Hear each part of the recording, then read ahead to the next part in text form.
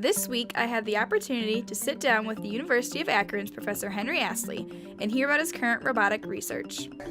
So I've always been a reptile person ever since I was a kid. When I went to college, I initially went into engineering. Professor Astley has always had a great interest in snakes. In just a minute, you'll hear about what awesome invention he just made. So the general area, we're all part of this Biomimicry Research and Innovation Center, and what we're interested in is using living organisms to solve problems in the human world, using natural solutions to human problems, because in many cases, animals have solved the same problems that we have, or similar problems, and they've done so often in very inventive and unusual ways that humans wouldn't necessarily think of in a simple problem-solution mindset.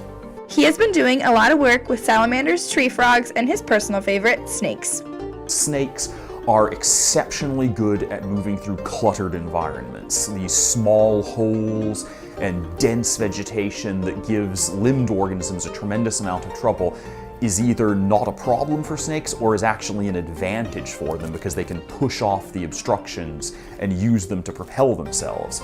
And so this allows us to solve certain problems of robots moving through very small, confined spaces and whatnot. We have, there's a snake robot in the lab right now, and I'm working with an undergraduate student to build the salamander robot, and there are plans in the works for a frog robot.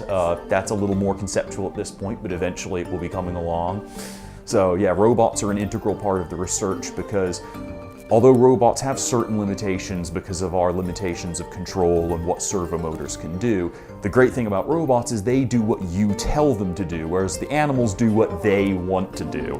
So in the case of a robot, you can say, what happens if the animal doesn't change its behavior in response to the environment? Will it fail in this new environment?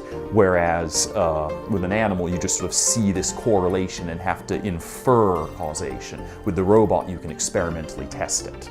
Well, my robots are very simple. Most of them have barely the brains of a pocket calculator, so these things are not going to be rising up and sending robots. Yeah, they're not going to send copies of themselves back through time to kill John Connor or anything like that. So they're very simple sort of systems. They're just a series of motors. And a lot of the use of robots is in their simplicity. You can make it do this very simple thing without all the bells and whistles of having something more complicated or actually having a real live organism or a real live human. So, yeah, they're quite harmless in the end. This has been Brissa Bradfield with Lights, Camera, Akron.